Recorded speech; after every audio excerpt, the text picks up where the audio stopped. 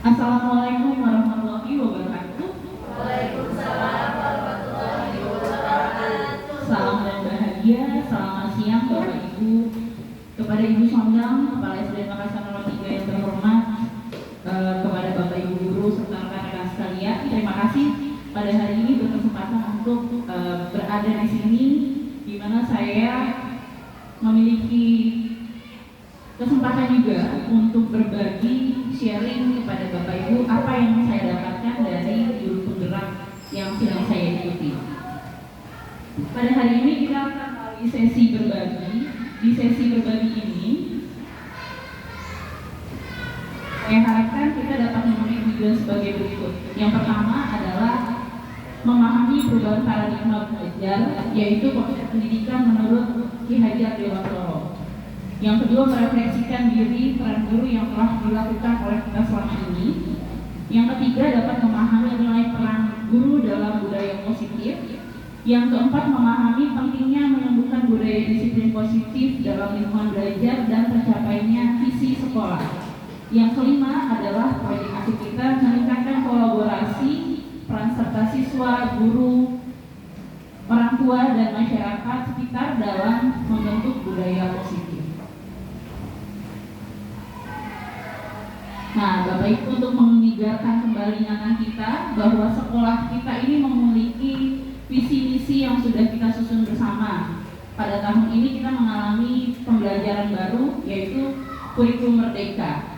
Juga sebagian kelas menjalani kurikulum 2013. Nah, di sini visi misi kita sudah mengusung profil pelajar Pancasila. Bisa diingat kembali yang sudah kita sepakati pada waktu itu ya, Bapak Ibu. Ini untuk menyegarkan bahwa arah langkah sekolah kita adalah menuju kepada visi ini. Jadi bagaimanapun kita berkarya, bekerja setiap harinya harus didasari bahwa inilah tujuan kita, visi kita, begitu. Kemudian, baik, saya bacakan ya Bu visinya. Membentuk insan berkarakter yang beriman, bertakwa, sehat jasmani dan rohani, serta berilmu sesuai profil pelajar Pancasila demi tercapainya tujuan nasional. Untuk visi ini tidak mungkin terjadi dalam 1 tahun, namun ini yang kita lakukan dan mungkin hasilnya akan bisa dilihat pada beberapa waktu yang akan mendatang. Jadi tidak bisa diukur ya Bu, langsung terlihat hasilnya dalam 1 tahun. Syukur-syukur kalau bisa cepat, tapi yang kita jiwai dalam setiap pelayanan kita mengajar adalah ini ya Bu, Bapak Ibu. Baik, inilah profil pelajar Pancasila, di mana dimulai dari beriman, bertakwa kepada Tuhan Yang Maha Esa, dan berakhlak mulia. Kemudian kita juga bersikap mandiri, bernalar kritis, kemudian berkebinekaan global, gotong royong, dan juga kreatif. Inilah karakter yang diharapkan muncul dari pembelajaran yang kita lakukan. Dan menurut saya apa yang kita lakukan di kurikulum merdeka itu bisa dikombin dengan kurikulum yang juga sedang dilakukan yang masih lama, yaitu kurikulum 2013, tapi bisa mengarah kepada karakter pelajar Pancasila ini. Nah, di sini adalah garis besar yang saya ikuti dari program guru penggerak angkatan 5. Jadi diawali semua bermuara pada pembentukan karakter profil pelajar Pancasila. Nah, diawali dari kami memahami pada saat awal itu belajar filosofi pendidikan menurut Ki Hajar Dewantoro itu apa sih? Kemudian dilanjutkan kami merefleksikan diri mengenai nilai peran guru penggerak. Dilanjutkan, dikuatkan lagi nilai peran itu dengan visi misi yang sudah dimiliki oleh sekolah maupun visi yang berasal dari diri guru itu sendiri, sehingga nantinya akan membentuk budaya disiplin positif yang pada akhirnya bermuara pada pembentukan karakter profil pelajar Pancasila. Nah, ini adalah filosofi pendidikan menurut Ki Hajar Dewantoro. Saya ambil garis besarnya saja ya Bapak Ibu. Jadi tujuan pendidikan menurut Ki Hajar Dewantoro adalah menuntun segala kodrat yang ada pada anak-anak agar mereka dapat mencapai keselamatan dan kebahagiaan yang setinggi-tingginya sebagai manusia maupun sebagai anggota masyarakat. Jadi di sini adalah bahasanya menuntun, bukan menuntut. Jadi kita memahami bahwa peserta didik itu adalah individu yang unik dengan segala yang mereka bawa dari lahir, yaitu bakatnya, keadaannya secara fisik, juga kemampuan mereka dalam karakter sikap, itu semua adalah yang lahiriahnya, juga secara sosial dan emosionalnya. Nah inilah yang dituntun, menuntun sesuai kodrat anak. Nah tujuannya adalah memperbaiki agar tumbuh kekuatan kodrat pada anak kita lebih baik lagi. Nah di sini ada trisentra pendidikan, yaitu keluarga, sekolah, dan masyarakat. Kita kalau tanpa kolaborasi dengan keluarga, maka akan terasa sulit juga bagaimana pembentukan karakter kalau tidak diawali dari keluarga. Nah, di sini anak-anak juga dituntun menurut kodrat alam dan kodrat zaman. Jadi mengikuti pada masa kini itu berdasarkan kodrat zaman. Sekarang apa zamannya? Adalah abad 21. Berarti seperti yang kita lakukan untuk kelas 5, kita punya AMBK. Nah, itu mengikuti kodrat zaman. Kemudian kalau kodrat alamnya, pada zaman saat ini kan anak-anak juga mengalami banyak kondisi-kondisi terkait dengan lingkungan budaya DKI, tapi juga dimasuki oleh budaya-budaya dari luar ya, misalnya seperti kita anak-anak suka nonton budaya Korea. Nah ini bagaimana kita memfilter bahwa pendidikan yang memiliki muatan lokal itu bisa menjadi kekuatan untuk mengolah apa yang kita peroleh dari zaman ini begitu. Kemudian di sini ada asas pendidikan, bahwa pendidikan adalah tempat persemaian kebudayaan. Jadi di sini kita ibarat petani. Kalau petani berarti akan mengusahakan yang terbaik agar tanamannya tumbuh subur. Tapi kembali lagi, benih itu dari induknya alias dari keluarganya, mereka apakah sudah memiliki bibit yang cukup baik, bibit unggul, atau memang sedang. Nah, di sekolah tujuannya adalah menuntun, sehingga kalau ada bibit atau murid yang tidak sesuai harapan kita, berarti bukan dituntut menjadi yang seperti kita inginkan, melainkan menuntun dia sesuai dengan kemampuannya dia. Nah inilah yang mengubah paradigma kami ketika mengikuti pendidikan guru penggerak, diawali dari perubahan paradigma berpikir. Nah terutama di sini bukan hanya tentang pembelajaran secara akademik, namun juga pertumbuhan dari budi pekerti yang ditekankan dari filosofi pendidikan Ki Hajar Dewantoro. Kita lanjut. Ini ada asas trikon. Bapak Ibu pasti sudah tahu. Apa Bapak Ibu semuanya Ki Hajar Dewantoro?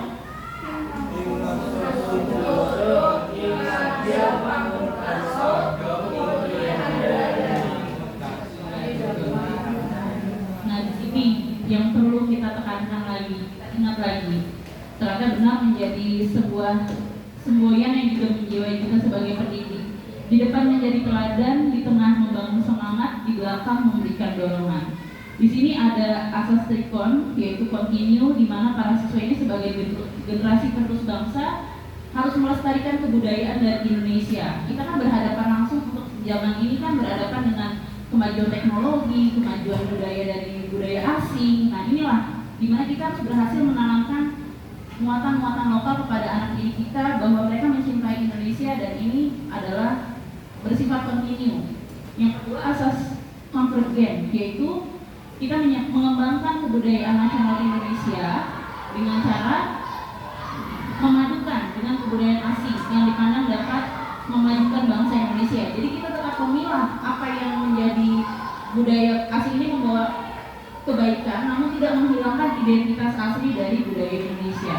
Dan yang ketiga adalah konsep konsentris, di mana mampu menyatu dengan kebudayaan baru, namun tetap berpegang pada kepribadian bangsa Indonesia yang sesuai dengan Pancasila dan Bhinneka Tunggal Ika. Oke, jadi ini garis besarnya adalah menuntun segala kodrat. Mohon ingat Bapak Ibu, kita harus mengubah pola berpikir kita sebagai pendidik. Kita kan seringkali menuntut anak ya, bukan menuntun. Menuntut anak itu dalam artian ketika dia nggak mencapai capaian pembelajaran yang kita harapkan, kita kan mau tahu. Nah ternyata menurut Ki Hajar Dewantara tidak begitu. Kita harus lebih bisa menuntun mereka sesuai dengan kodrat yang ada pada diri mereka. Ya kalau memang dikasihnya bibitnya sedang, ya sudah itu yang diolah.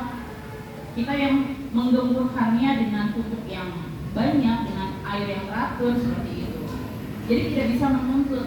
Nah kemudian juga disesuaikan dengan kodrat alam dan kodrat zaman agar anak-anak bisa bertumbuh mencapai kemampuan mereka secara optimal dan mencapai kebahagiaan dan keselamatan yang setinggi-tingginya. Jadi mereka menjadi pribadi yang tahu bagaimana bertanggung jawab atas dirinya sendiri.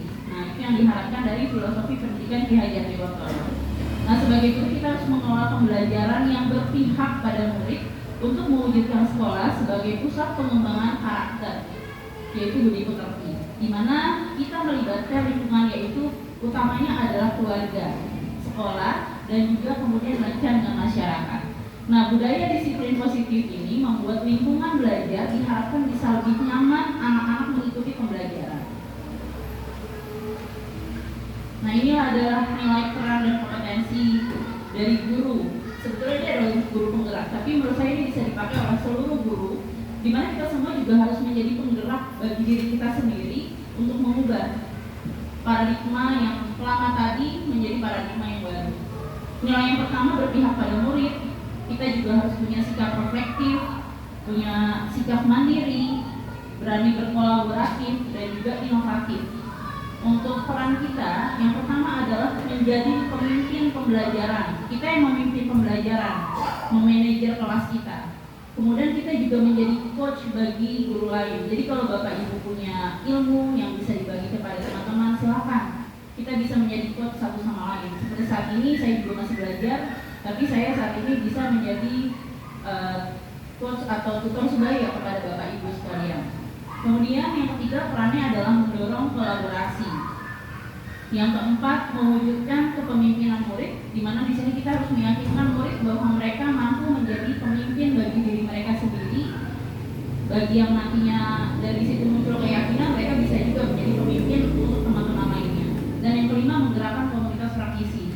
Kita punya komunitas praktisi yaitu kelompok kerja guru, namun masih kurang efektif. Nah, mungkin dari SDN Makassar 03 kita bisa lebih menghidupkan kembali komunitas praktik yang kita miliki, dimulai dari internal kita. Kemudian kompetensi yang dimiliki adalah mengembangkan diri dan orang lain. Yang kedua, memimpin pembelajaran. Ketiga, memimpin manajemen sekolah. Dan yang keempat, memimpin pengembangan sekolah.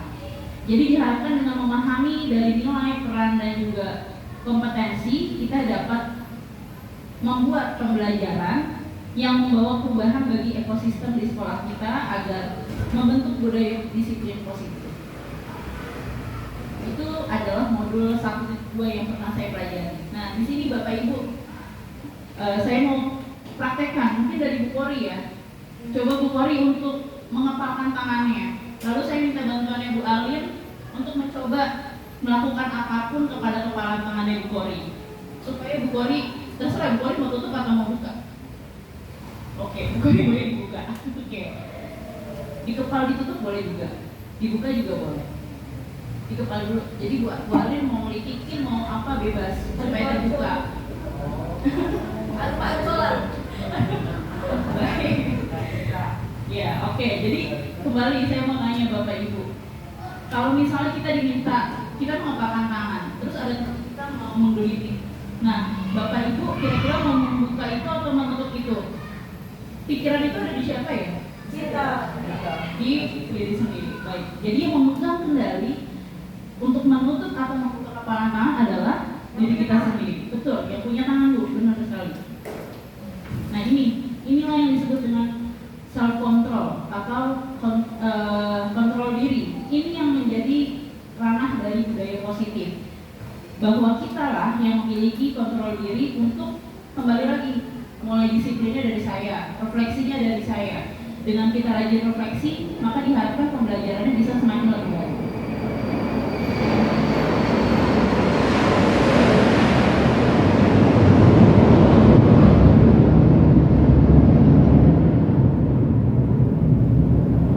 Ya, ini adalah kalau tadi membedakan perubahan cara berpikir kita. Kalau kita masih berpikir dengan stimulus respon, tadi Bu Alin sempat melitikin. Kalau Bu Kori tadi responnya, ya udah saya ikutin aja, dibuka aja tangannya. Nah itu berarti kita masih membuat orang lain mengontrol diri kita. Tetapi ketika kita sudah memberikan, kita berada pada ranah teori kontrol, berarti kita yang memiliki peran kontrol atas diri kita. Nah disinilah dimana kita harus memahami ini yang lebih perlu kita miliki sebagai seorang guru. Kita harus berusaha memahami pandangan orang lain. Kita harus toleransi, berarti kalau di pandangannya dengan saya tidak bisa dipaksakan. Kemudian semua perilaku itu memiliki tujuan. Hanya kita yang bisa mengontrol diri sendiri. Sementara kalau di stimulus respon tadi Bu Kori mengikuti apa yang Bu Alin minta, maka Bu Alin yang menjadi pengontrol atas dirinya Bu Kori, begitu ya Bu. Nah, kita juga tidak bisa mengontrol orang lain. Dan ini akan nanti saya jelaskan di ilusi kontrol ya Bapak Ibu. Nah, kemudian kolaborasi dan konsensus menciptakan pilihan-pilihan baru. Jadi dengan kolaborasi kita semakin menciptakan pilihan baru atau rencana-rencana yang baru. Nah, di sini adalah proses berpikirnya sistemnya win-win solution, bukan lagi berpikir menang kalah, karena kita sama-sama punya pendapat, tapi kita menghargai orang lain. Jadi pendapat dia itu kita hargai, bukan kita salahkan. Kalau seperti itu kan masih banyak dari kita mungkin yang berpikirnya masih di ranah ini. Jadi setelah sesi ini saya berharap Bapak Ibu pelan-pelan mengubah dari refleksi kita adalah mengubah diri untuk memiliki pola pikir mengenai teori kontrol ini. Nah, di sini disiplin positif itu sebetulnya adalah pertama, kalau saya tekankan ini adalah kontrol diri atau tanggung jawab. Jadi kita bertanggung jawab tapi mengacu pada nilai kebajikan yang kita yakini. Disiplin diri kita. Bagaimana dalam disiplin ini kita membentuk komunikasi yang membangun atau konstruktif, bukan dengan kekerasan verbal ataupun fisik. Kalau saya mengakui sepanjang saya menjalani program guru penggerak, itu bukan hal mudah untuk saya membangun paradigma yang baru kepada anak murid. Ketika ada murid yang nggak bisa dikasih tahu, mungkin saya akan lebih marah. Saya mungkin akan lebih menuntut duduk. Bisa mati nggak sih? Misalkan seperti itu marahnya. Tapi di sini saya diajak berpikir lebih luas bahwa disiplin positif ini saya harus bangun bukan hanya untuk diri saya sendiri, tapi untuk anak-anak. Jadi saya membantu anak-anak memahami kenapa kamu harus melakukan duduk tenang di kelas saat guru menjelaskan. Mereka harus tahu. Jadi mereka lebih bertanggung jawabnya karena paham alasannya apa, bukan karena duduk guru nggak suka anak-anak jalan kalau lagi belajar. Nah, yang terpatri di pikiran mereka adalah gurunya nggak suka kalau mereka jalan saat pelajaran. Hanya tentang gurunya yang tidak suka, bukan tentang alasan kenapa aku harus duduk. Nah, jadi disinilah yang diubah disiplin positif. Bagaimana kita mengubah pola komunikasi kita kepada anak. Nah, di sini adalah teori kontrol yang tadi saya ingin jelaskan. Yang pertama, ini sambil kita refleksi coba ya Bapak Ibu, untuk diri kita sendiri. Dan ini nggak ada sikap menyalahkan, tapi kita tanya sama diri kita sendiri. Yang pertama adalah ilusi guru mengontrol murid. Kita sering seperti itu atau tidak ya? Jawaban saya sebagai guru yang sedang mengikuti program guru penggerak, iya. Tapi ternyata itu adalah sebuah ilusi. Saya nggak bisa ternyata mengontrol murid saya. Begitu. Yang kedua, ilusi bahwa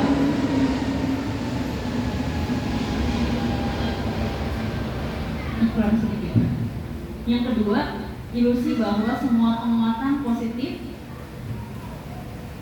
efektif, dan bermanfaat. Jadi kita berpikir kalau anak-anak hebat, terus dia akan jadi anak yang sesuai kemauan kita. Ternyata itu juga hanyalah ilusi.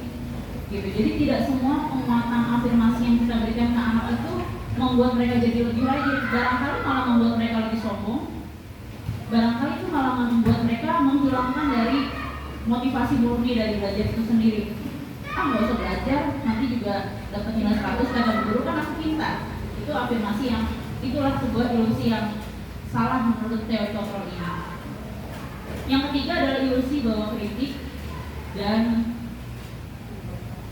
membuat orang merasa bersalah kritik dan membuat orang merasa bersalah dapat menguatkan karakter. Nah ini kan kita sering berada di ranah ini. Saya pernah di posisi ini awal mengajar karena saya nggak tahu bagaimana menenangkan kelas 1 yang sangat ribut. Jadi di sini membuat orang merasa bersalah, saya pikir tuh saya menang. Ternyata tidak, ternyata itu tidak menguatkan karakter, tapi malah membunuh karakter mereka yang sedang berhadapan dengan saya. Nah disinilah saya belajar ternyata ada ilusi dalam sikap kita sebagai pendidik. Kemudian yang keempat, ilusi bahwa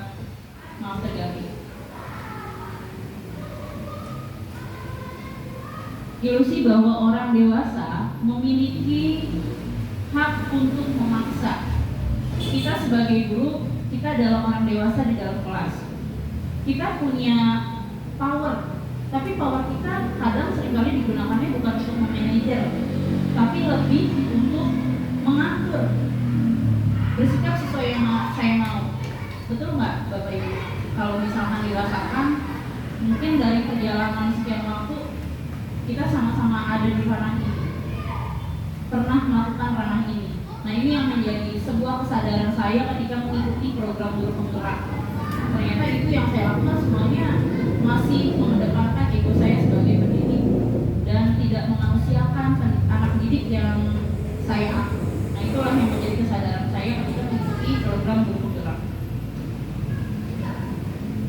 Nah di sini kenapa sih muncul budaya positif itu? Awalnya diawali oleh motivasi. Nah di sini ada beberapa teori motivasi perilaku manusia. Nah ini ada jenisnya. Motivasi itu ada dua. Satu motivasi intrinsik, yang kedua motivasi ekstrinsik. Ekstrinsik ini bisa kita lihat di poin 1 dan 2. Ekstrinsik itu berarti dari luar. Kenapa kita bersikap baik? Oh, untuk menghindari ketidaknyamanan atau hukuman. Atau yang kedua, supaya mendapatkan imbalan karena kita sudah berbuat baik, supaya mendapatkan penghargaan. Nah ini yang bukan yang ingin kita tuju, tapi yang ingin kita tuju adalah motivasi intrinsik yang muncul dari dalam diri kita, yaitu menjadi orang yang diinginkan dan menghargai diri sendiri dengan nilai-nilai yang kita percaya. Nilai-nilai yang dimaksud adalah nilai-nilai kebajikan. Nah di sini kan ada kebutuhan manusia yang membuat kita menyadari kenapa kita melakukan sesuatu. Kenapa kita punya motivasi? Kenapa muncul motivasi? Karena ada alasan satu, bertahan hidup. Yang kedua ada kasih sayang dan diterima. Yang ketiga kita ada kebutuhan untuk penguasaan. Yang keempat kita punya kebutuhan untuk kebebasan. Yang kelima kita punya kebutuhan untuk kesenangan. Kelima kebutuhan inilah yang membuat kita memiliki motivasi, dan itu beragam motivasinya, bisa intrinsik atau ekstrinsik. Nah ini tapi lebih kepada kebutuhan intrinsik. Disinilah budaya positif itu atau kontrol diri itu punya pengaruh penting. Ini adalah nilai-nilai kebajikan yang saya maksudkan sebagai nilai-nilai yang diyakini. Banyak sekali, saya tidak akan bacakan, kurang lebih sama. Saya ambil dari profil pelajar Pancasila saja Bapak Ibu. Yang pertama adalah beriman, mandiri, bernalar kritis, berkebinekaan global, gotong royong, dan kreatif. Nah lainnya adalah toleransi, rasa hormat, menghargai, antusias, empati. Itu adalah nilai-nilai kebaikan ya Bapak Ibu. Nah dari nilai-nilai kebajikan yang diyakini itu, mari kita bawa kepada ruang kelas kita. Saya mencoba membuat di kelas 1 itu masih agak sulit ya. Paling saya hanya bisa bertanya jawab dengan anak-anak. Jadi menjadi pernyataan awalnya lisan, kemudian saya menulis, karena belum semua anak dapat menulis. Biasanya di kelas tinggi kita mengenalnya dengan kesepakatan kelas. Ya betul ya Bapak Ibu yang kelas tinggi. Tapi untuk saat ini dengan perubahan paradigma profil pelajar Pancasila, namanya menjadi keyakinan kelas. Jadi menjadi nilai-nilai yang diyakini. Tindakan ini disepakati oleh seluruh warga kelas. Ini juga bisa menjadi keyakinan bukan hanya kelas tapi tingkat sekolah juga, yang sesuai dengan nilai kebajikan. Biasanya berisi nilai-nilai yang akan dibangun dan dibuat dalam kalimat yang positif. Mari kita membedakan, menurut Bapak Ibu, manakah yang termasuk kesepakatan kelas atau keyakinan kelas? Di sini saya sama-sama tulisnya kesepakatan karena dihasilkan dari kesepakatan. Tapi saya mau lihat menurut Bapak Ibu yang manakah yang termasuk keyakinan kelas? Yang sebelah kiri atau sebelah kanan? Betul sekali. Iya, di sini kalimatnya memiliki kalimat positif. Jadi kalau seperti ini, kesepakatan kelas itu biasanya hanyalah aturan yang harus dipatuhi oleh anak murid. Datang tepat waktu dan mengucapkan salam, iya itu mah pasti ya, supaya melatih rasa tanggung jawab dan hormat mereka, santun, sopan.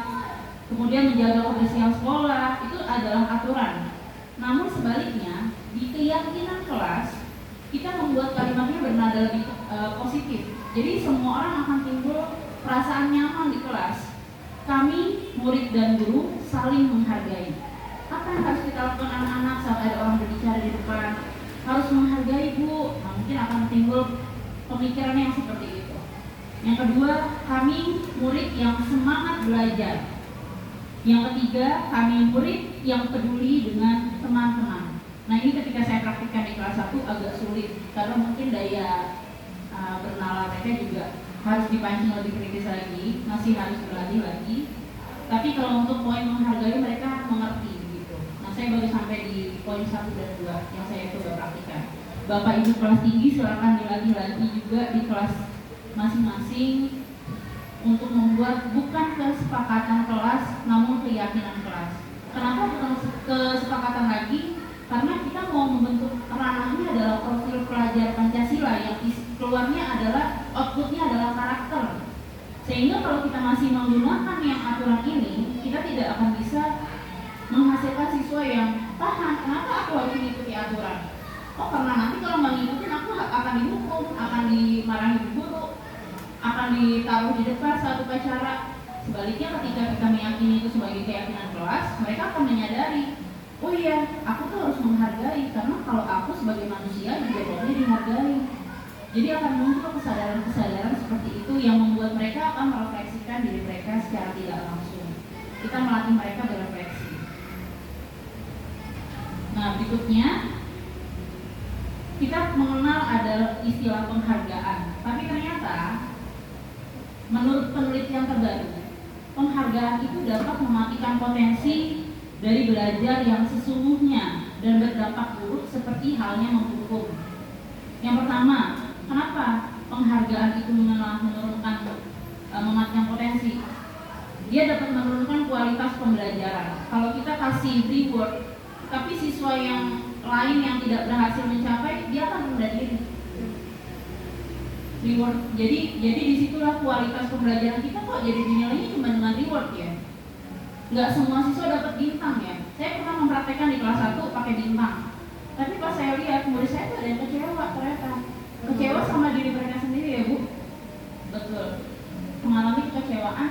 Kok guruku jadi kayak pilih kasih kok aku padahal mampunya segini. Dia tuh udah berusaha Bapak Ibu. Udah berusaha maksimal, aku bisanya begini. Kalau aku nggak bisa pembelajaran yang ini, aku jangan dipaksa. Nah, jadilah kalau kita memberikan penghargaan hanya kepada mereka yang jagonya dalam bidang bahasa Inggris, mereka yang nggak bisa bahasa Inggris pasti akan merasakan ketertinggalan atau kekecewaan. Nah itu, jadi kenapa penelitian yang terbaru menyebutkan bahwa penghargaan itu pertama adalah dapat menurunkan kualitas pembelajaran. Yang kedua, penghargaan dapat mematikan kreativitas. Karena kalau udah dihargai, mereka udah sampai di level, oh udah selesai.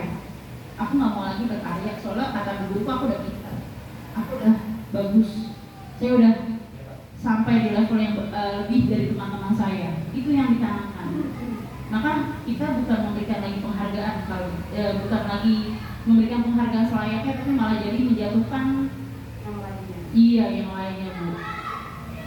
Yang ketiga, penghargaan dapat mengurangi motivasi intrinsik dalam belajar.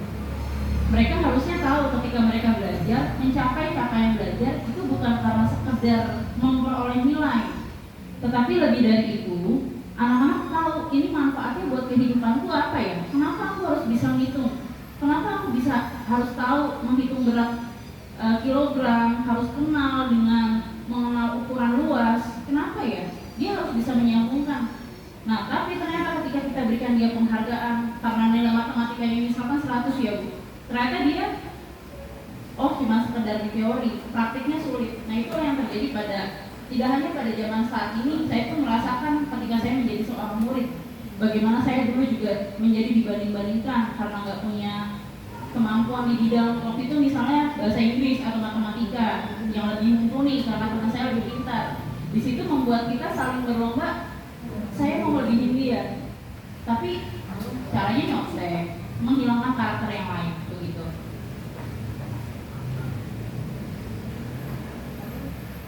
Nah, ini adalah perbedaan dari hukuman, konsekuensi, dan istilah yang terbaru adalah restitusi, Bapak Ibu. Jadi budaya disiplin positif sekarang ini kita tidak lagi menggunakan hukuman. Sejujurnya saya sendiri sebelum mengenal ini paling senang menghukumkan ya Bapak Ibu ya. Udah pokoknya kayaknya dia bakal ngerti apa yang saya maksud kalau saya menghukum. Ternyata hukuman itu pertama sifatnya tidak terencana dan tiba-tiba, betul kan? Karena aku baru ngaku saat itu saya nggak pakai topi, berdiri kamu di depan, misalnya kayak gitu, langsung kan tidak ada terencana.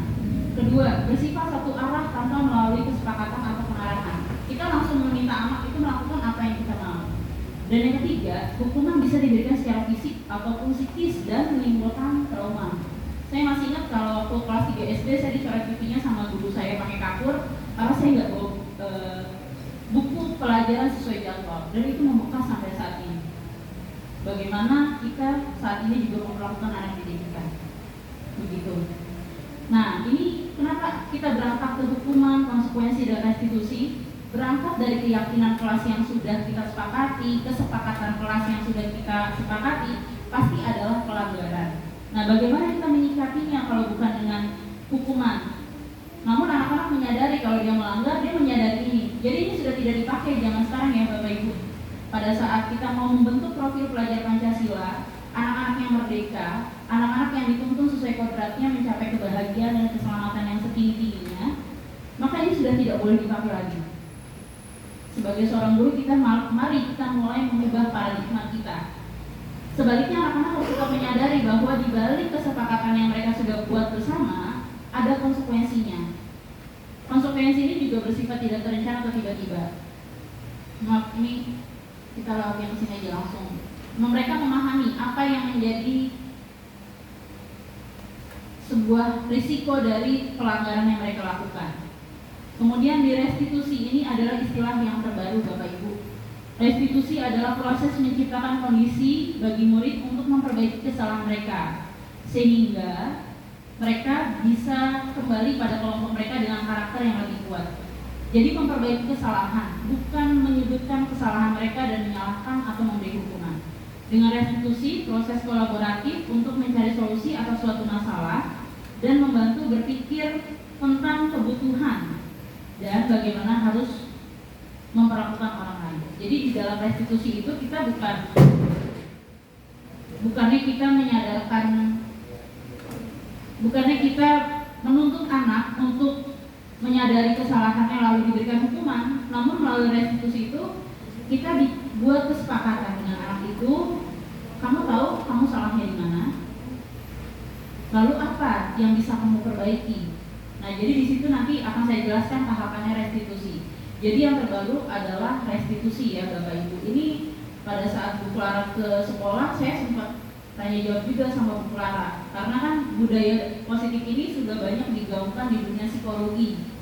Maka saya berkonsultasi dengan Bu Clara pada waktu itu apa yang Bu Clara pahami juga, siapa tahu bisa berbagi sharing ilmu. Nah, Bu Clara sama saya sama-sama belajar pada waktu itu.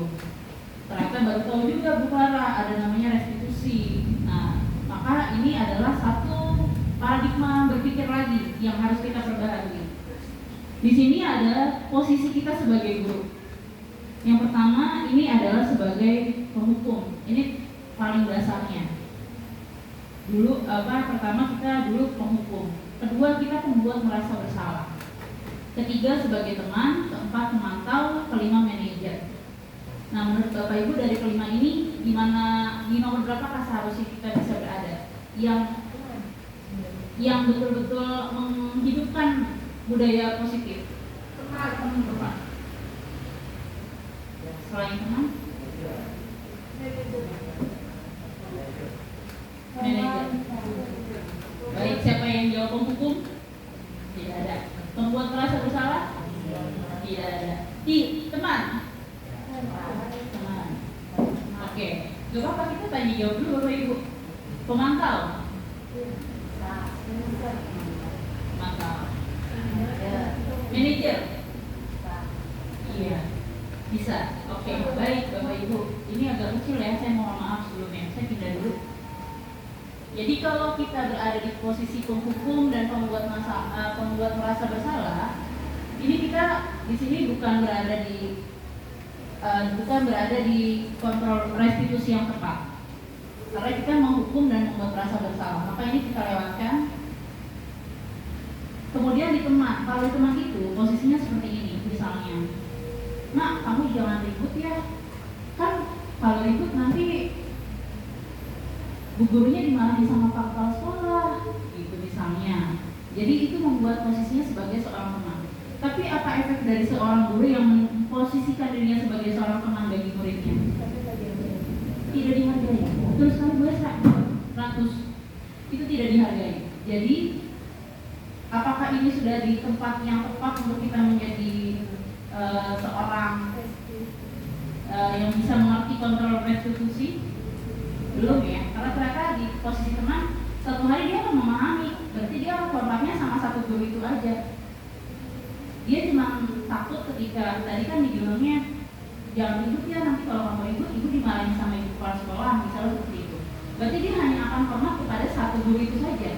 Apakah dia akan memahami bahwa dia tidak boleh berisik pada saat guru lain mengajar?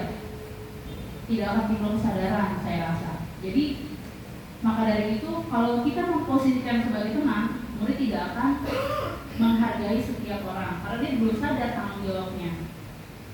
Nah, kita sendiri sebagai seorang guru berarti juga tidak mampu memposisikan diri dengan baik begitu. Yang keempat, pemantau. Pemantau berarti hanya memastikan nih anak melakukan apa yang dilakukan sesuai tidak dengan aturan di sekolah. Hari ini pakai sepatu warna hitam, hari ini pakai bajunya untuk upacara lengkap, ternyata dia tidak lengkap. Kemudian hanya diberikan. Nah ini tindak lanjutnya. Kalau pemantau yaitu mencocokkan aturan dengan apa yang dilakukan. Apakah sudah cukup? Udah cukup membentuk pelajar yang nantinya akan memiliki karakter dengan profil pelajar Pancasila yang mandiri, yang nyaman belajarnya? Saya rasa belum ya Bapak Ibu. Maka kita adalah berada di ranah yang mana seharusnya? Manajer. Betul. Kalau manajer kita akan lebih bisa memposisikan diri kita dengan tahapan berikut ini. Ya. Ini namanya adalah segitiga restitusi. Kalau seorang anak melakukan kesalahan, maka kita sebagai seorang manajer pertama adalah yang pertama di bawah Bapak Ibu. Menstabilkan identitas. Kita menyadari bahwa membuat anak itu menyadari bahwa tidak apa-apa, semua orang itu pasti pernah melakukan kesalahan.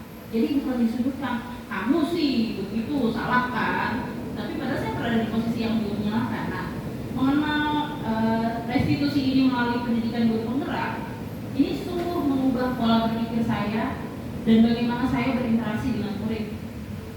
Jadi ketika anak-anak belajar, mereka tahu kenapa saya minta mereka diam ketika saya menjelaskan. Nah, kalau mereka ada yang melanggar, nanti dimulai lagi. Waktu itu Angga pernah tidur di kelas saya di pelajaran Miss Aurora dan Pak Kavi. Saya praktekkan Bapak Ibu.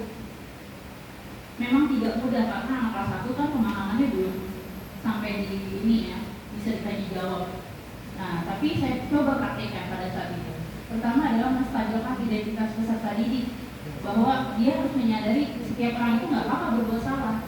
Nah, tapi selanjutnya kita naik ke langkah kedua, yaitu ke sini, validasi tindakan yang salah. Kamu tentu punya alasan ya nak, kenapa kamu tuh berbuat salah. Jadi awalnya tidak apa-apa anak-anak ini berbuat salah itu wajar, manusiawi. Ya. Kemudian yang kedua naik kepada kamu tentu punya alasan kenapa kamu melakukan itu. Nah, kemudian setelah dia menjawab punya alasannya itu apa alasannya, kita lanjutkan dengan keyakinan kelas yang sudah kita sepakati. Walaupun misalkan tidak disepakati atau lupa disepakati di kelas, tapi kita bisa mengarah pada nilai kebajikan yang ada di masyarakat berdasarkan norma-norma hukum.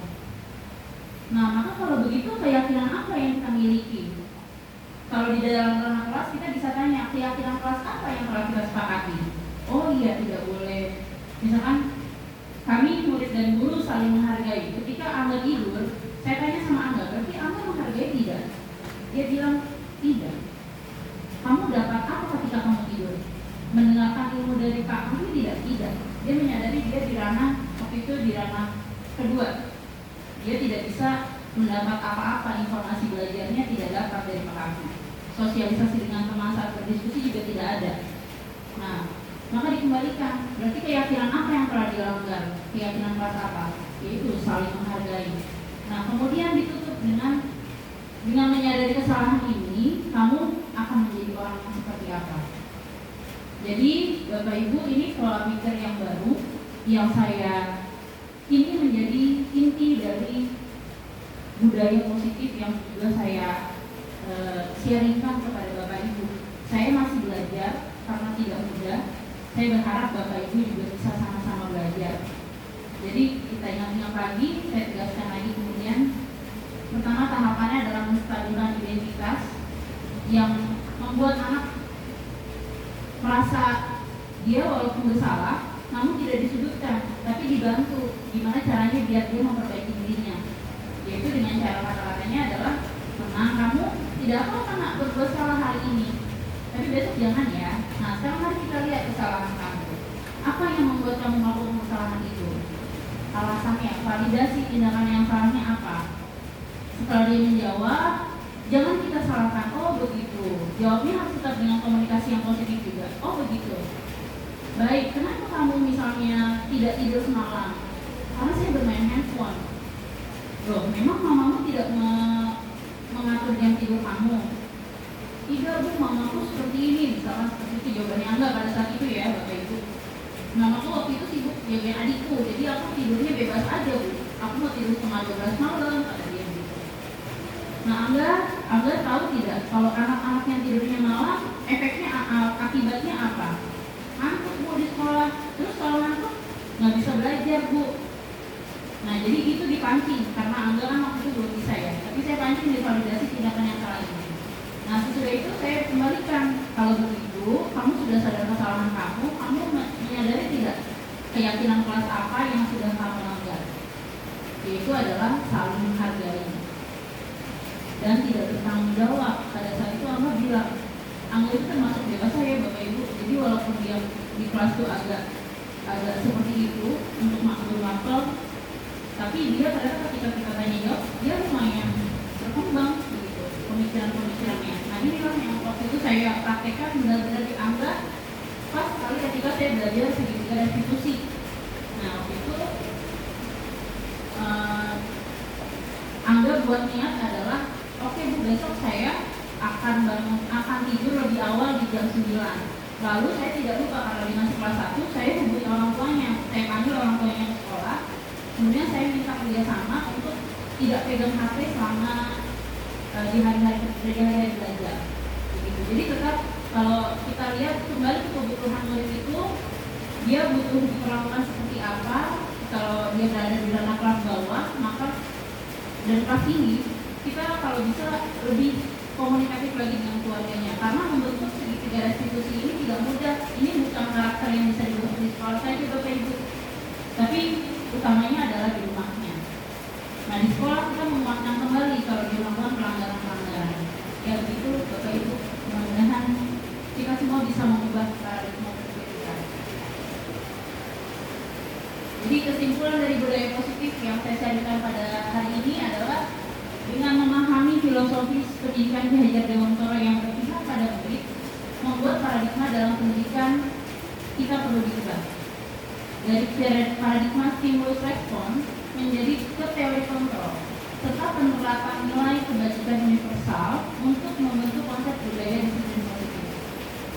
Jadi kita harus berkolaborasi lagi membentuk budaya positif di sekolah kita, Bapak-Ibu. Nah, guru dari dirinya sendiri ini sangat perlu melakukan refleksi. Jadi kenapa saya selalu bilang kalau sama fasilitator saya pada saat mengikuti program itu buat refleksi, karena tidak mudah ternyata membuat refleksi apa yang sudah kita lakukan pada hari itu, menyadari bahwa kesalahan kita masih banyak sebagai seorang guru, lalu niatan apa yang mau kita perbaiki itu tidak mudah. Namun diharapkan pelan-pelan, kalau tidak ada yang bisa langsung berubah semuanya, kita dari diri sendiri perlu memiliki kesadaran bahwa pemahaman filosofis pendidikan belajar dewasa ini serta memahami nilai peran kompetensi yang tadi sudah saya jelaskan yang harus kita miliki sebagai seorang guru. Sehingga dengan demikian dapat merumuskan visi diri.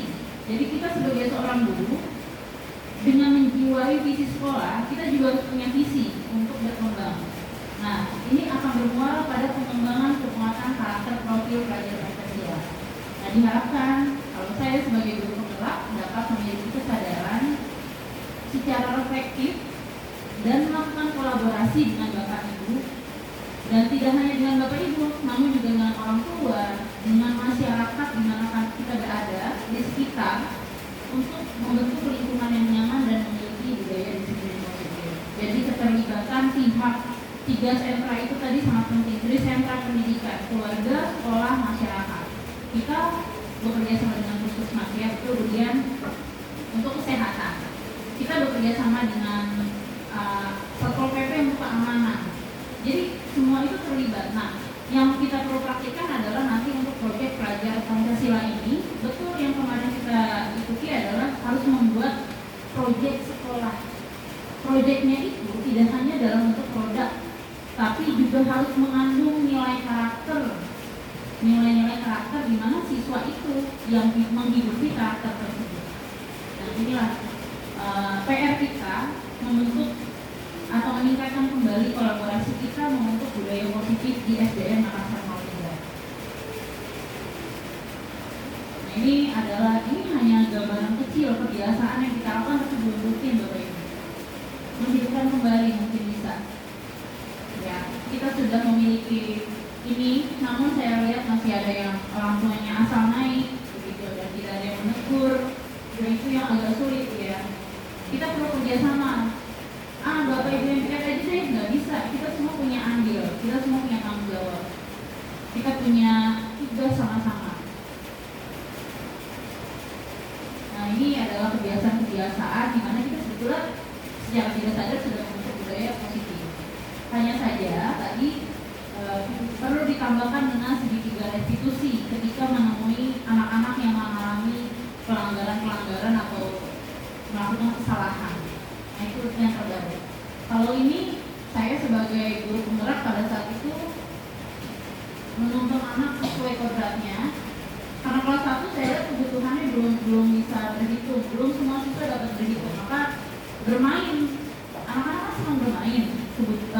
Menurut Ki Hajar Priyontoro, anak-anakku dalam fase-fase yang senang bermain. Jadi saya kasih pelajarannya waktu itu olahraga besar, kemudian juga berkelompok, cari teman yang sama. Jadi dia mencocokkan berpasangan, begitu. Jadi anak-anak ternyata lebih senang begitu.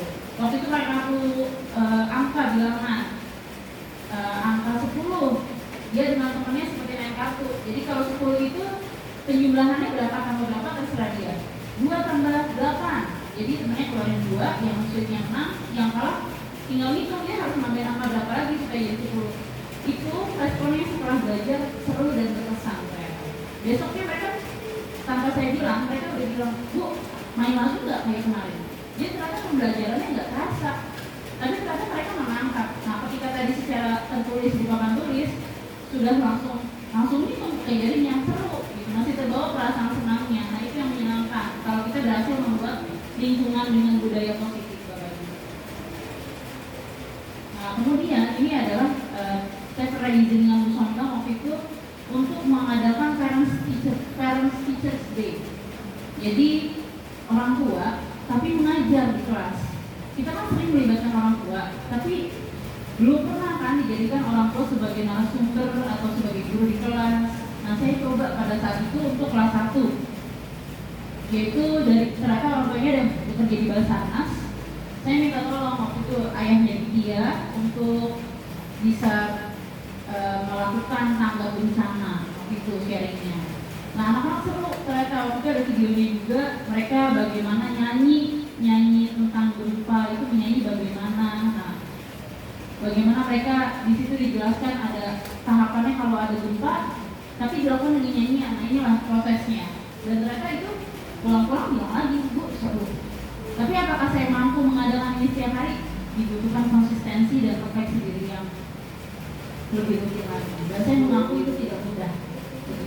Jadi sebagai seorang guru penggerak pun, seorang calon guru penggerak, saya sendiri masih memiliki masalah juga bahwa manajemen diri itu lebih penting. Seperti tadi, peran kita sebagai manajer. Ternyata sebelum memanajemen orang lain, manajer diri sendiri itu adalah utama. Nah, tapi yang bersyukurnya anak-anak setelah saya mengikuti program guru penggerak, anak-anak ternyata sudah mulai paham kenapa alasan dia tuh kalau di kelas harus tenang, kenapa dia harus mendengarkan orang kalau orang lain berbicara dia harus dengar. Nah ternyata dia pun yaitu kalau dia di perlakuan yang sama, misalkan dia dipotong saat berbicara, dia tidak senang. Yang kedua, dia tidak akan dapat ilmu kalau misalkan dia tidak akan mendapatkan informasi kalau dia tidak mendengarkan orang lain. Jadi saya mencoba membangun kebiasaan berpikir seperti itu dari kelas 1. Mudah-mudahan nanti bisa dilanjutkan di kelas-kelas berikutnya ya Bapak Ibu. Nah ini adalah refleksi saya. Jadi ini adalah salah satu contoh refleksi yang dilakukan ketika saya mengikuti program guru penggerak. Jadi ini saya menyadari bahwa dulu saya adalah penghukum, saya pembuat merasa bersalah dan posisi saya lebih ke pemantau. Kalau penghukum dan merasa bersalah itu adalah level terendahnya sebagai seorang guru menurut saya. Karena dengan demikian kita sebetulnya secara tidak langsung kita menyakiti seorang anak. Dia tidak bisa menjalani pembelajaran dengan happy, dengan bahagia gitu. Terus juga ini adalah pemantau. Sesuai aturan tidak perilakunya. Kalau ini saya masih, kalau ranah pemantau dan manajer itu masih boleh dalam restitusi, tapi lebih baik lagi posisi yang paling tepat adalah manajer. Kalau pemantau kan karena sudah sesuai aturan ya, jadi untuk mencocokkan aturan itu sudah sesuai dengan murid atau belum. Nah, ketika melaksanakan ketiga posisi itu, saya sendiri menjalani peran saya sebagai guru. Pernah nggak Bapak Ibu selesai ngajar capek? Bukannya senang.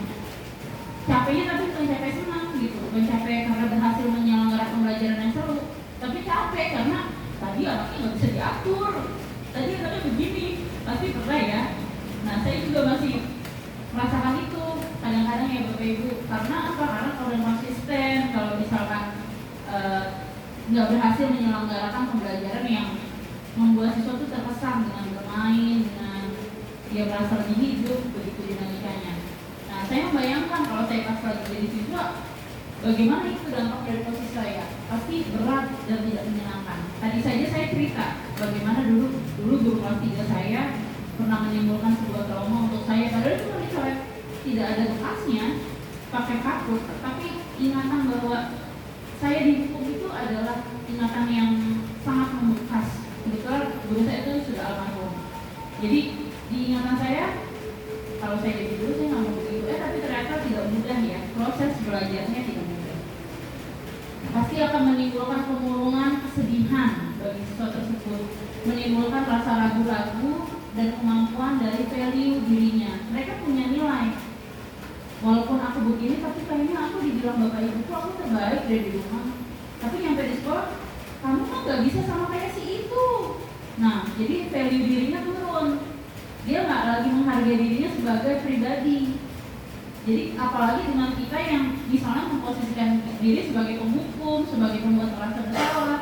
Jadi si anak ini akan lebih merasa makin down. Nah itu yang saya pernah rasakan.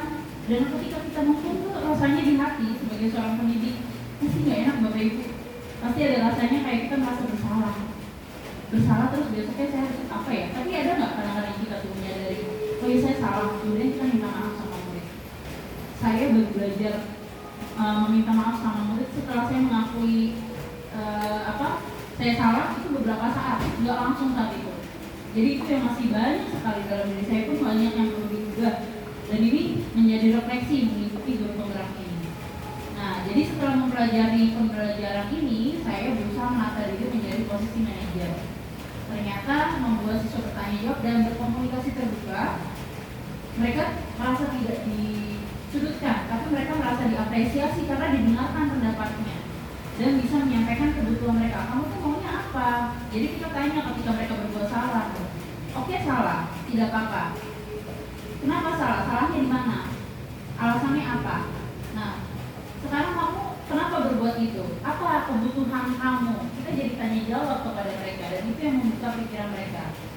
Nah, di sini yang terlihat jelas adalah perbedaannya dari tanggapan siswa. Kalau dihukum hanya satu arah, mereka langsung tertekan, langsung sedih. Tapi ketika saya sudah mencoba menanyakan, mereka nggak ragu untuk bilang kesalahan mereka apa, dan mereka merasa dihargai. Nah, itu poin-poin pembelajaran yang buat saya sebagai seorang guru jadi menikmati pembelajaran kelas 1 tahun ini. Jadi saya berharap Bapak Ibu juga bisa mempunyai pola pikir yang berubah. Jadi nggak usah bilang lagi, nggak usah jalan-jalan, duduk. Coba anak-anak, yuk kita duduk sama-sama atau tepuk dulu. Tahu anak-anak kenapa alasan kita harus duduk saat belum menjelaskan? Jadi itu bisa diranking dengan seperti itu. Nah, mari kita buat kesepakatan, keyakinan kelas kita. Tadi kan kesepakatan sudah. Keyakinan kelas kita diulang lagi terus. Jadi itu kebiasaan, mengingatkan mereka bahwa ada aturan yang harus mereka patuhi, tapi juga alasannya kenapa jelas. Nah, ketika saya dalam posisi manajer, saya mereka bisa menyampaikan apa yang mereka butuhkan, dan saya jadi bisa lebih mudah mengerti, memahami mereka ternyata, karena mereka berhasil menyampaikan apa yang mereka ingin sampaikan kepada saya. Jadi udah nggak nebak-nebak, ini murid jangan-jangan analisa saya begini, ternyata dia hanya kurang perhatian dari orang tuanya, ternyata dia, Bu, aku tuh udah berusaha semalaman loh Bu nulis, ada murid saya udah ditaruh di depan, Bapak Ibu tahun ini nulisnya lama banget, sampai saya bilang sama orang tuanya, Bu itu tolong berarti ya Bu nulisnya pakai waktu cepat. Tapi anaknya memang dasarnya begini, ternyata dari jalan lahirnya memang sudah begitu. Lalu saya mau bilang apa? Jadi akhirnya saya menghargai dia. Oke, baik, Ibu kasih waktu 5 menit, selesai ya. Jadi dia semakin disemangati, dia akan semakin lebih cepat kerjanya. Dari sini saya belajar sekali Bapak Ibu ya. Nah, baik Bapak Ibu, demikian sesi berbagi yang bisa saya lakukan. Mungkin dari Bapak Ibu ada yang ingin memberikan tanggapan?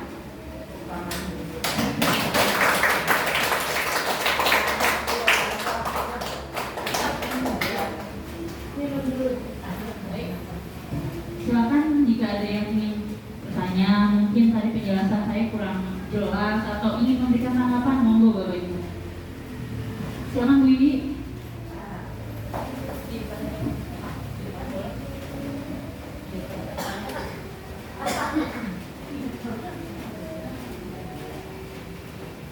Terima kasih kepada Bu Agnes yang sudah memberikan kesempatan kepada saya.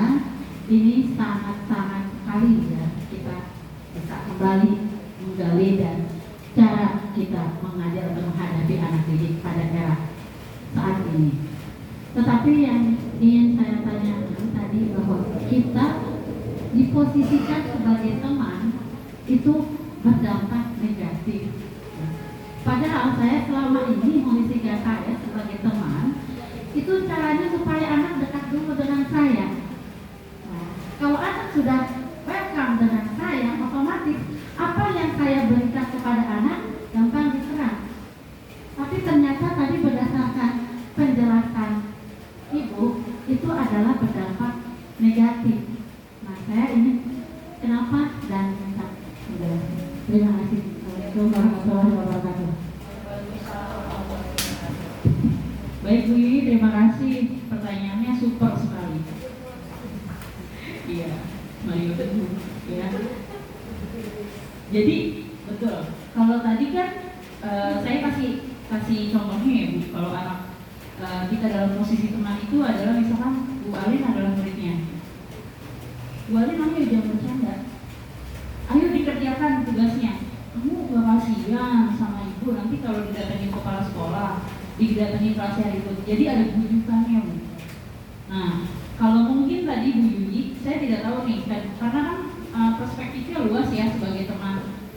Tapi mungkin gaya bahasa yang dipakainya hanya terbuka. Jadi temannya beda nih. Ini kan menurut yang saya alami adalah kalau di kita untuk membuat posisi yuk kerja yuk, nanti bu guru kalau kamu nggak belajar dengan serius, nanti bu gurunya jadi didatengin kepala sekolah pas di supervisinya nggak bagus gimana? Jadi kita malah minta pengertian murid itu tadi yang membuat kenapa bernilai negatif Bu. begitu. Tapi kalau nanti Bu Yui, tidak salah juga seorang guru adalah seorang teman. Kan seorang murid pasti butuh tempat cerita. Nah, tapi ada sisi lainnya Bu, kalau misalkan kita keseringan sebagai seorang teman, berarti dia hanya akan respect sama kita. Dengan guru lainnya bagaimana? Jadi dia akan, oh yang bisa diajak jadi teman Bu Yui doang, kemudian nggak bisa, Pak apa lagi, Bu Puput apa lagi. Nah, jadinya tidak menghargainya itu loh Bu, yang menjadi dampak. Kenapa? Jadi tidak dianggap posisinya tidak baik, begitu. Kurang tepat sebagai pemegang kontrol restitusi tadi, begitu Bu. Siap Ibu, terima kasih. Pertanyaannya itu luar biasa, Bapak Ibu. Kita sedang dulu Bu Yui. Siap Bu. Saya mau tanya, siapa yang sudah saya hanya mau bertanya, siapa yang sudah pernah supervisi kelas Bu Agnes? Kan saya bilang ada penilaian antar teman. Nah, dulu punya Bu Agnes siapa aja? Selain Bu Ida. Nah, itu Bapak Ibu, saya minta bantuannya sekali lagi. Saya bukannya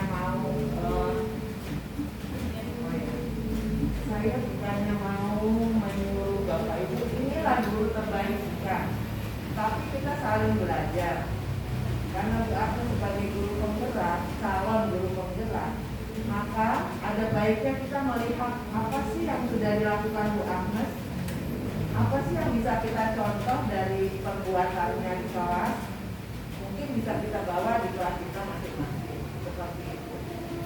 Dan juga selain Bu Agnes, Bapak Ibu juga bisa berkunjung ke kelas-kelas lain.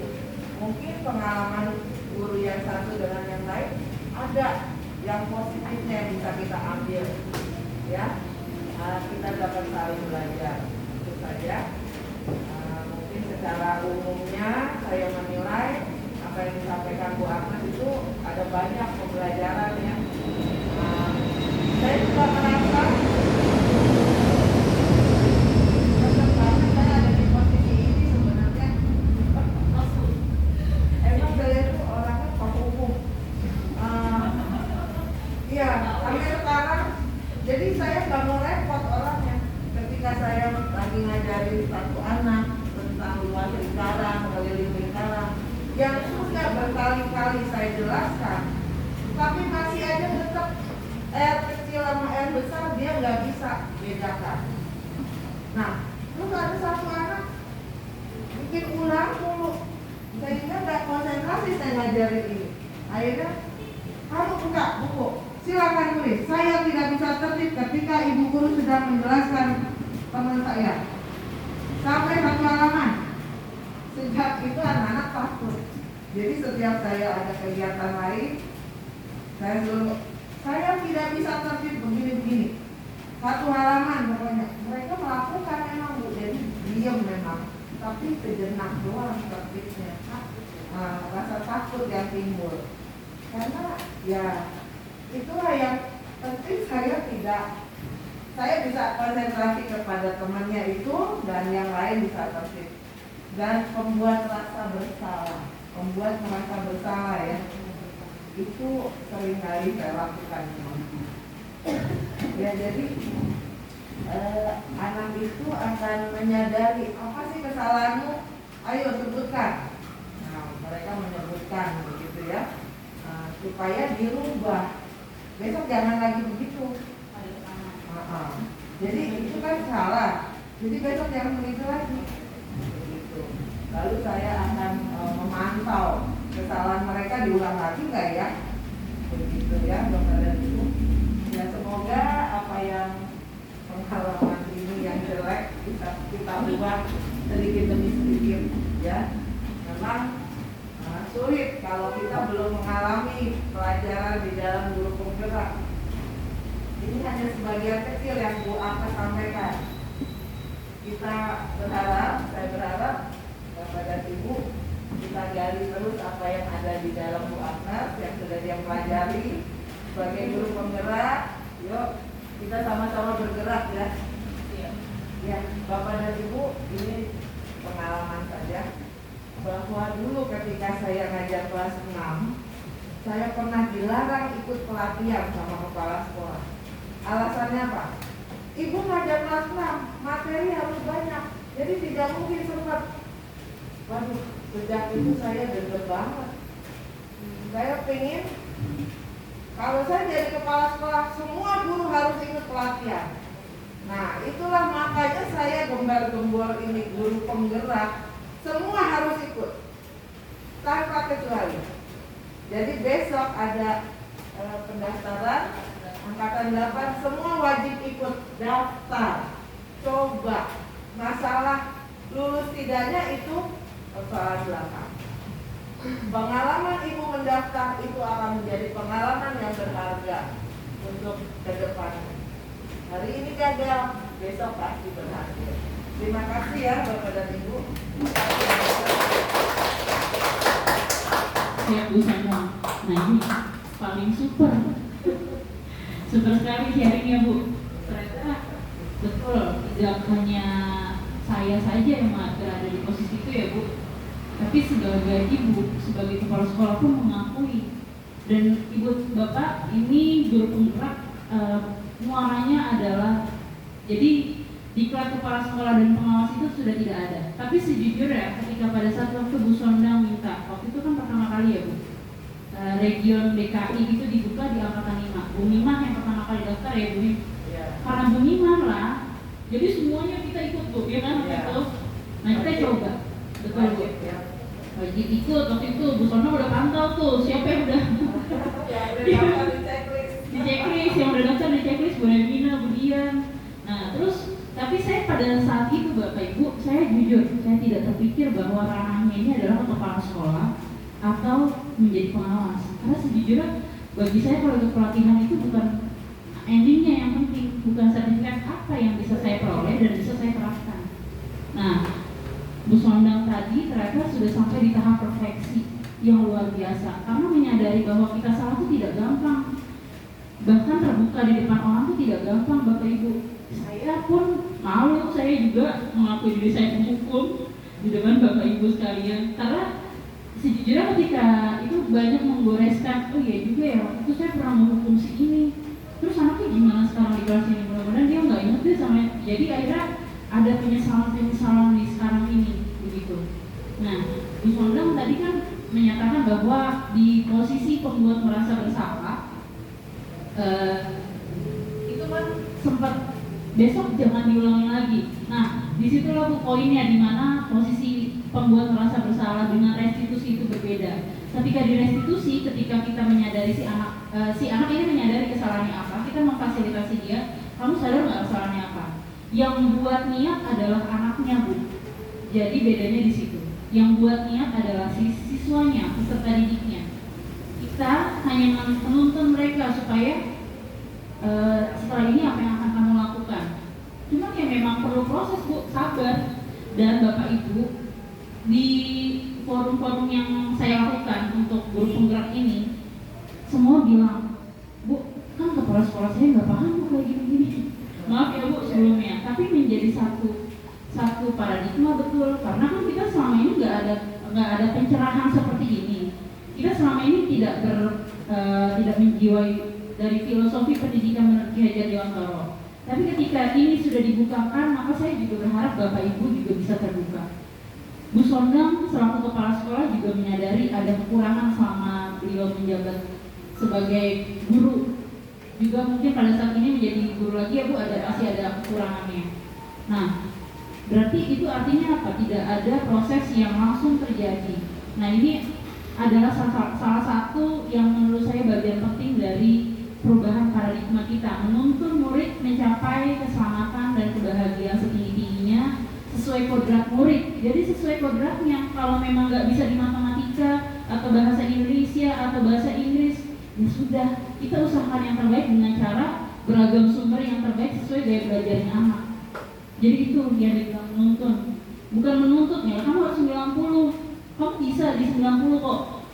Ini bahasa Indonesia ini gampang sekali, ini bahasa Inggrisnya 1, 2, 3 gampang nih, ayo 90 ya gitu.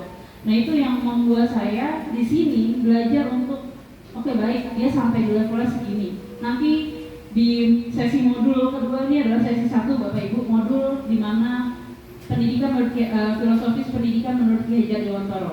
Sesi modul kedua nanti adalah pembelajaran diferensiasi.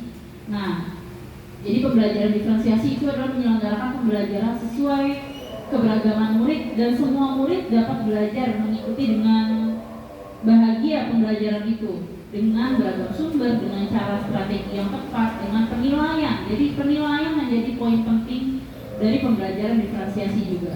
Nah, nanti itu akan saya bahas nanti setelah modul kedua saya selesai.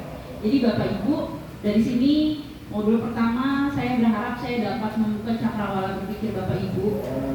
Hari ini kita guru yang masih melakukan kesalahan, tapi mudah-mudahan pulang dari sini punya niat, punya kesadaran bahwa kita adalah bagian yang tidak terpisahkan dari SDN Makassar 03. Kita punya tugas bukan sendiri-sendiri, tapi kita punya tugas berkolaborasi sama-sama. Kelas 1, kelas 2, 3, sampai 6 itu semua harus koordinasi, harus kolaborasi, membentuk budaya positif. Saya sampaikan di refleksi saya sebelumnya, yang kurang adalah peningkatan dari budaya kolaborasi ini, karena belum semua guru mampu berkolaborasi. Saya pun juga demikian, karena keterbatasan waktu dan pekerjaan yang saya lakukan seringkali saya nggak mudah.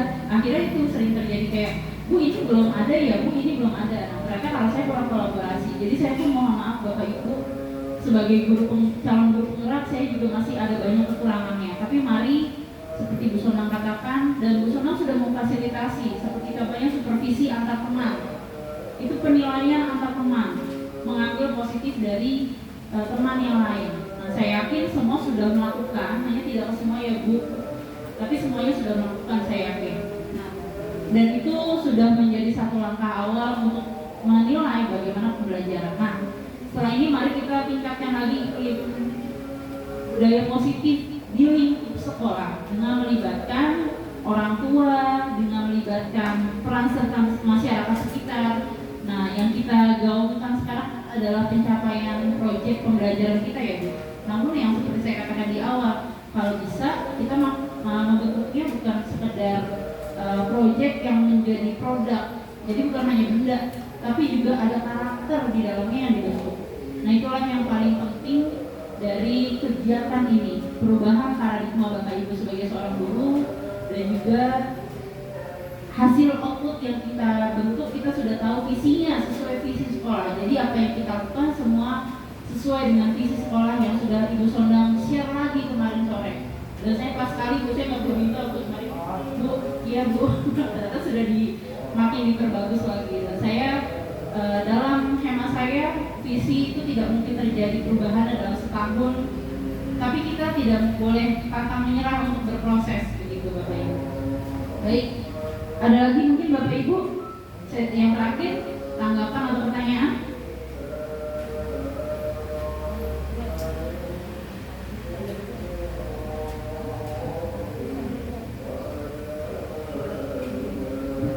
Baik. Terima kasih Bagus. Saya bertanya nih Bagus.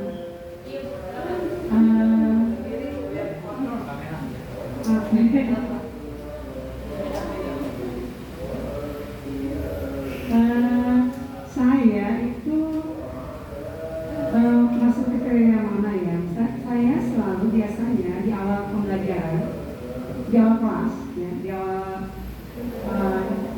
pelajaran, saya menerapkan aturan di kelas saya. Tadi aturan berarti ya, tanya kelas. Lalu saya tuh kayak membuat aura saya segan. Jadi supaya bagaimana ini tujuannya adalah agar supaya saya lebih mudah mengendalikan siswa. Jadi biasanya di sebulan 2 bulan awal di kelas baru saya ini, saya selalu jadi guru yang jagain terusnya. Saya tuh kayak apa ya? Ibarat bahasa itu menyampaikan gitu loh. Guru yang diem gitu ya, misalnya kayak guru SPI. Nggak bisa ini. Tujuan saya itu adalah supaya saya lebih mudah memantau mengendalikan kelas. Tapi setelah masuk ke 3 bulan, tapi semester ke berikutnya, Dan saat anak sudah mulai apa istilahnya memahami karakter saya mulai longgar, saya mulai ini. Tapi maksud saya itu tujuannya adalah kenapa saya bersikap seperti itu supaya ditanamkan bahwa ini dasarnya boleh seperti ini loh, supaya tujuannya yang tadi itu untuk memudahkan saya untuk mengontrol anak-anak. Apakah itu termasuk posisi pemantau tadi bang? Atau saya ditutup apa ya? Kalau saya katakan penghukum, saya menghukum itu setelah kita tadi ada kesepakatan ya. Kayak tadi kejadian di pagi hari ini, kita punya kesepakatan bahwa kalau berdoa itu ya, kalau setelah sholat duha itu ya berdoa. Tidak ada yang lipat sajadah, tidak ada yang lipat-lipat makanan, diri-diri angkat. Ternyata tadi hari ini masih terjadi. Dan saya sengaja pamer gitu ya maksudnya. Saya pamer karena saya ambil yang lipat sejadah saya ambil, yang lipat makanan saya ambil. Maksud saya tuh, saya kayak lihat itu loh. Akibatnya kalau kamu melakukan ini gitu. Lalu saya kenal di rumah aja di pelajaran setelah lagi. Maksudnya apakah tindakan saya ini salah? Apakah saya termasuk kriteria pembuat kesalahan salah atau penghukum gitu ya? Karena maksudnya tujuan saya seperti itu. Saya masih ada pamerkan. Nih kalau misalnya ini saya ambil, kemudian saya ambil dan saya taruh di kantor. Pertanyaan saya tadi apa ya? Saya ini posisi apa gitu ya sebenarnya ya? Iya, saya juga jadi posisi mana saya? Sekian, terima kasih. Assalamualaikum warahmatullahi wabarakatuh. Baik, Bu Kori, terima kasih pertanyaannya. Bu Kori mudah-mudahan lolos di guru penggerak angkatan 7 ya. Amin. Iya, tapi mudah-mudahan ya, karena Makassar 3 walaupun bukan sekolah penggerak, tapi itu selama ada guru penggerak, maka kita kan tetap jadi luar biasa Bapak Ibu. Jadi jangan ada sekolah penggerak kita bukan begitu cara berpikirnya. Karena setiap orang bisa menjadi pemimpin bagi dirinya sendiri. Kita berkolaborasi dengan ide-ide yang kita punya. Baik, Bu Kori menjawab pertanyaan Bu Kori.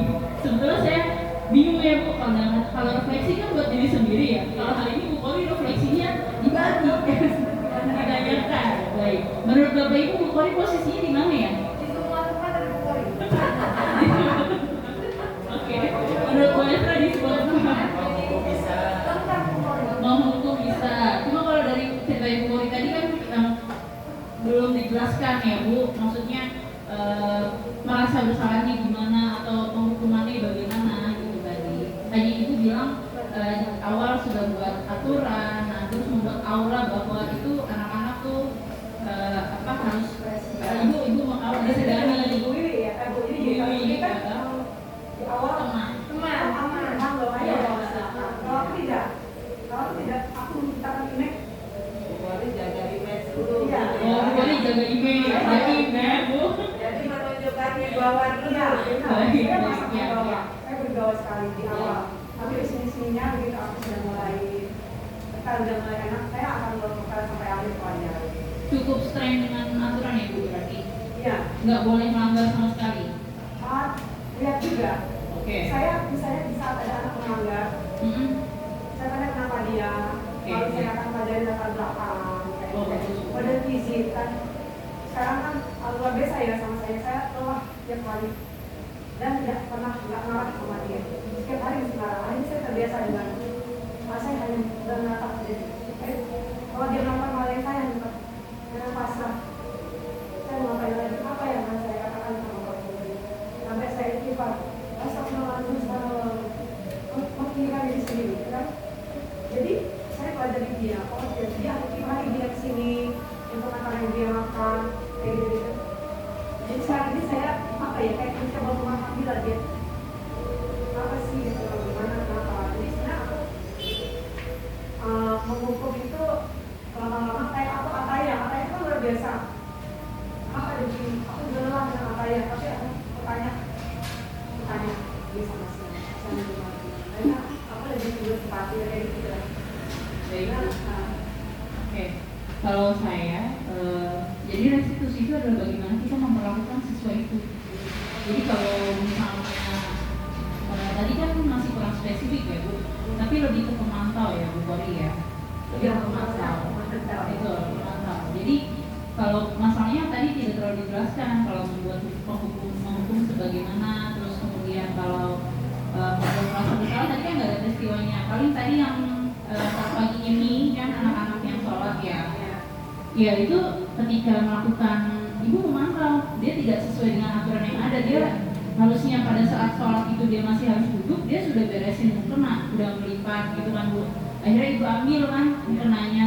Nah di situ mungkin yang menurut saya sikap yang perlu diperbaiki. Seharusnya kita bisa panggil anak-anak yang tadi begitu, setelah sholat panggil, kumpulkan, tanyakan.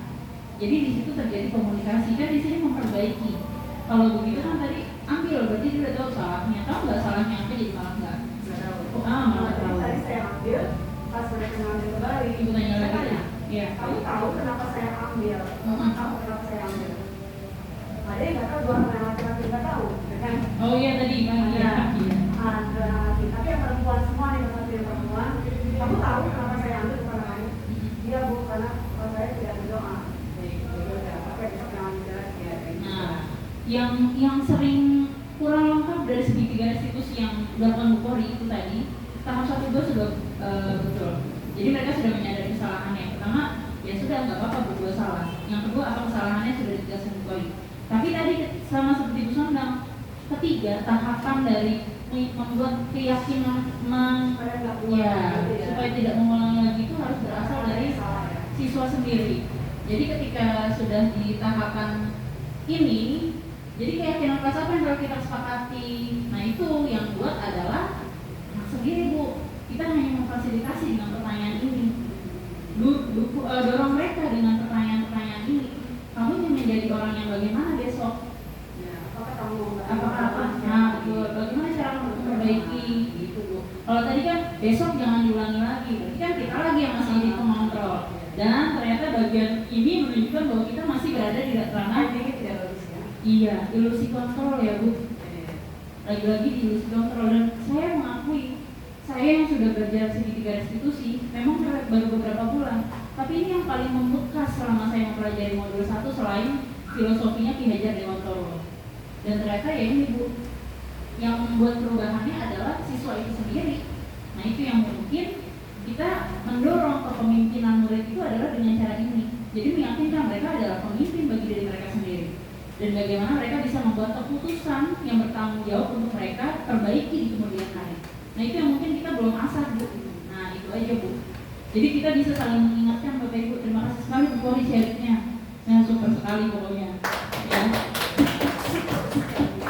Baik itu Bu Kori mungkin sudah. Ya nanti saya share Bu sama saya. Restitusi ya baik. Nanti saya lagi ngomelin anak langsung buka. Biar ingat ya Bu. Jadi kalau diingat-ingat, yang pertama adalah meyakinkan anak bahwa masalah itu hal yang itu manusiawi, ya tidak apa-apa. Jadi kamu bukan satu-satunya yang pernah melakukan ini kok. Semua orang pernah berbuat salah. Iya, pasti orang pernah melakukan kesalahan. Mungkin lebih tepatnya begitu ya. Kalau misalkan kejadiannya terlalu tingkat tinggi, maksudnya yang kayak pelanggaran yang tingkat tinggi seperti macam pelecehan, kalau kita bilang tidak apa-apa juga jangan. Kita pilih kata-kata yang afirmasinya positifnya beda begitu. Jadi baik, kamu bagaimana Bu kira-kira Bu? Oh gitu, kalau terjadi tingkat yang lebih tinggi misalnya.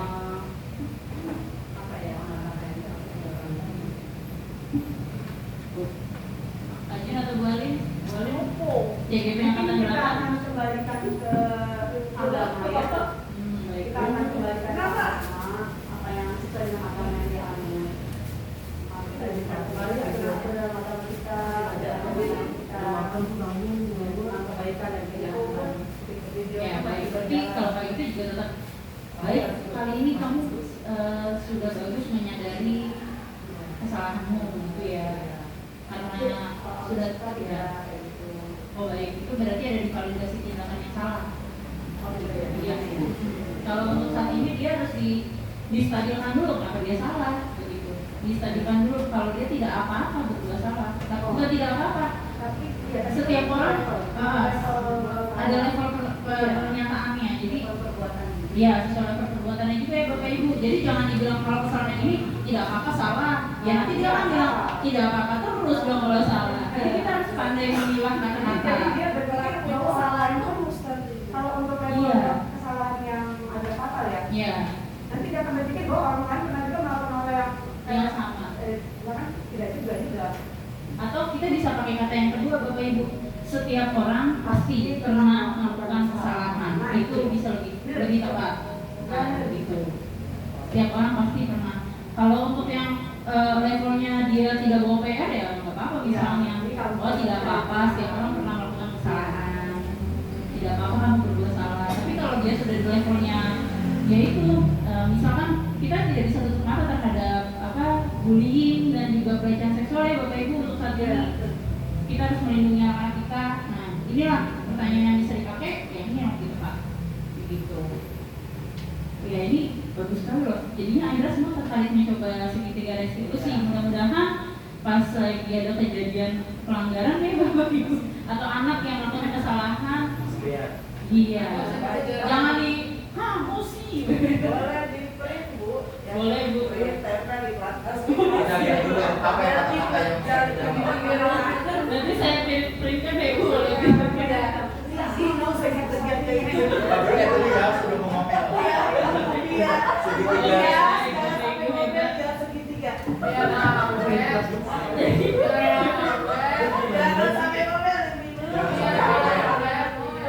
Lihat dulu. Tadi apa Bu? Baru kita lagi tanya ya. Tapi sepertinya Bu Kori sekarang udah mulai ini kan melonggarkan, berarti udah mulai melonggarkan. Iya, melonggarkan dalam arti udah jawab ya. Iya. Udah masa-masa saya udah agak enak lah. Slow down. Lagi lah. Jadi saat saya udah mulai menerangkan Dika Ataya itu sudah tidak lagi. Jadi dia anak gua berakres. Ada kucingnya. Gak apa Oke, Baik Bu, terima kasih Bapak Ibu, luar biasa sekali. Cukup lama mohon maaf, tapi terima kasih karena sudah berkenan dan mudah-mudahan apa yang saya sampaikan kita sama-sama belajar. Kita adalah manusia pembelajar sepanjang hayat.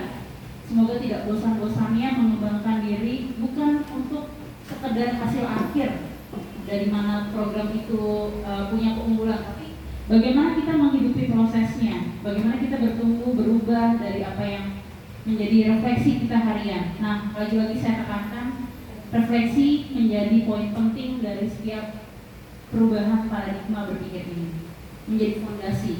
Karena kalau tidak ada refleksi, maka kita tidak akan pernah menyadari kesalahan kita apa, maka tidak ada upaya perbaikan. Nah, saya berharap semoga Bapak Ibu hari ini pulang tercerahkan, juga mendapatkan ya pemahaman baru dan ya jangan punya positif Bu. Dan mudah-mudahan yang terpenting adalah karena kita adalah keluarga besar di Makassar 03, kita berangkat dari kelas masing-masing. Namun ketika kita ada di sekolah, kita menjadi satu kesatuan yang juga terlibat dengan orang tua, dengan peran serta masyarakat. Mudah-mudahan kolaborasi kita bisa semakin meningkat. Dan untuk guru-guru jangan ragu untuk berkembang di tingkat binaan. Kalau misalkan nanti dibutuhkan KKG yang untuk tampil, nah Bapak Ibu saya harap dari SD Makassar 3 mencoba. Karena saya bilang tidak ada pengalaman baru ya Bu kalau tidak berani mencoba, begitu. Dan ini pengalaman baru buat saya juga. Nah dan semoga teman-teman mengikuti pendaftaran di angkatan 8, 9, 10 karena bukan muaranya bukan kepada menjadi pengawas atau kepala sekolah. Mungkin itu nanti kalau memang seperti bisa bilang kalau lulus ya Bu. Tapi yang paling penting adalah apa yang kita dapat yang mengubah pola pikir kita di Merdeka Belajar.